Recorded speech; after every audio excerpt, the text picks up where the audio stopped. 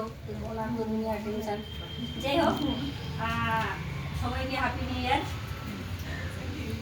আর এখানে যতগুলো আমরা সবাই উপস্থিত হয়েছি সবাই আমারই কলিগ।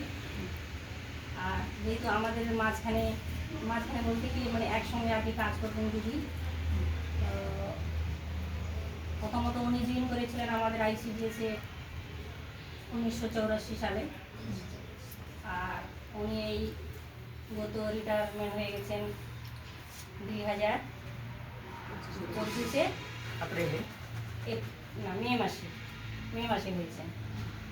যাই হোক, খুব সুন্দর একজন আমাদের মানে পরিবার থেকে একজন যদি চলে যায় কেমন দুঃখ লাগে, তাই না? তো দিদিও যেহেতু আমাদের মাসে মাসে আমাদের সাথে আসতেন মিশতেন, আর উনি এখন আমাদের সাথে আসবেন না, দেখাও হবে না। হয়তো রাস্তাঘাটে দেখা হবে কিন্তু মিটিংয়ে দেখা হবে না। মানে কেমন যেন একটা লাগে না যে ফাঁকা ফাঁকা, কেউ বাড়িতে 4-5 জন থাকলে একজন না থাকলে ফাঁকা ফাঁকা লাগে। সে ওইরকমই আর কি মনের মধ্যে আসে আর কি কোনো সময় যে জয়দানিদি নাই, কি ব্যাপার, এরকম লাগে।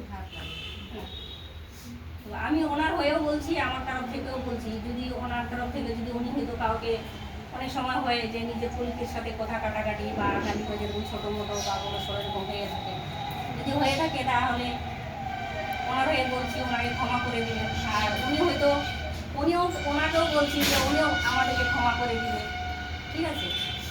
আর বেশি কিছু বলার কথা নেই। উনি যখন আর কি জয়েন করেছেন মানে কি বলবো, মানে এমন কষ্টই কাজ করেছেন ওনারা।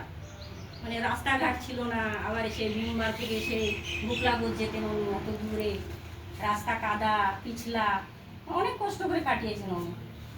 আর ওই সময় হয়তো 75 টাকা হয়তো এরকমই ছিল, সাতু তাতু এরকম কাজটাও তো কঠিন ছিল না, কিন্তু যাওয়া আসাটা খুবই কঠিন ছিল। ওই হিসাবে আর কি ওই দিনকার তুলনা করতে গিয়ে এখন কিন্তু খুবই সুবিধা আছে আমাদের যাওয়া আসা, কিন্তু একটা কি আছে অসুবিধা, আমাদের টাকাটা কম ওই হিসাবে। ওই দিনের 75 টাকার দাম কিন্তু অনেক ছিল। আর দ্বিতীয় কষ্ট করে অত দূর যেতেন, আর তখন একটু মানে সততা আলাদা ছিল আর কি। রাস্তাঘাটে যাওয়া আসা, কেউ হয়তো ওনাকে রাস্তাঘাটে মানে কোনোদিনও আটক করেন নাই না। আর এখন হয়তো আমরা ওইভাবে রাস্তাতে গেলে হয়তো আজকে কি কালকেই আটক করে নেবে এরকম। তো যাই হোক, আমাদের সাথে ছিলেন, খুব সুন্দর উনি জীবনটা কাটিয়েছেন এখানে। বাকি জীবনটাও সুন্দর যেন কাটে, আমরা সবাই ঈশ্বরের কাছে বা প্রভুর কাছে প্রার্থনা করবো যে যেরকমই হোক ওনার বাকি যে আছে জীবনটা সেটাও যেন ভালো করে কাটে। এটাই আমরা সবসময় যখন আমরা নিজের প্রভু বা ঈশ্বরকে যখন মনে করবো প্রার্থনা করবো, ওনার জন্য আমরা সময় দেবো 1 মিনিট বা 2 মিনিট বা আধা মিনিট দিই। যেহেতু ওনার জীবনের কথা বলতে গেলে অনেক কঠিন। অনেক হয়তো ভাবে যে দিদি হয়তো এরকমই বড়ি হয়ে গেল নাকি, অনেকেও আবার বলেও ফেলেছে রাস্তাঘাটে যে বিয়ে করো নাই তুমি এরকম। কিন্তু উনি যেহেতু অলরেডি বিয়ে করেছিলেন, বাচ্চাও ছিলেন 2 জন, কিন্তু দুঃখের বিষয় উপরওয়ালার ইচ্ছা, যাকে যেরকম ইচ্ছা হয় সেই নিয়ে যায়। আমরা এসেছি, একদিন চলে যাব। আর এখানে আমরা কর্মগতর জন্য এখানে জয়েন করেছি, এখান থেকেও আমরা একদিন চলে যাব।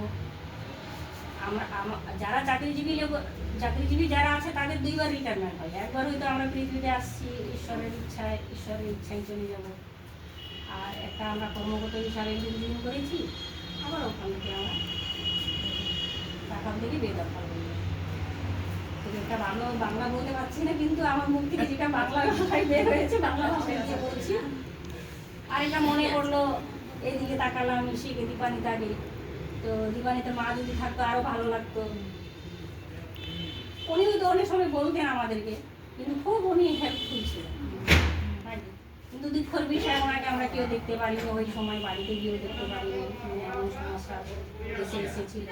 যাই হোক, ওনার জন্য আমরা কামনা করি ভালো ঈশ্বরের কাছে, উনি যেন ওই জীবনে যে ওনাকে পাঠিয়েছিলেন এখানে, সেই নিয়ে গেছেন ওখানে যেন তার আত্মাটা শান্তি থাকে। ওনার জন্য আমরা প্রার্থনা করবো, আমরা প্রভু ঈশ্বরের কাছে প্রার্থনা করবো। ওনার জন্য আমরা মনে রাখবো বা খেয়াল করবো বা ইয়াদ আমাদের মনে আসে।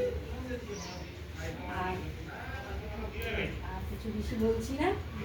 আর মনে যদি বলেন আপনার বন্ধু হিসাবে বলেন ওনার জন্য কিছু, আর সবাই ভালো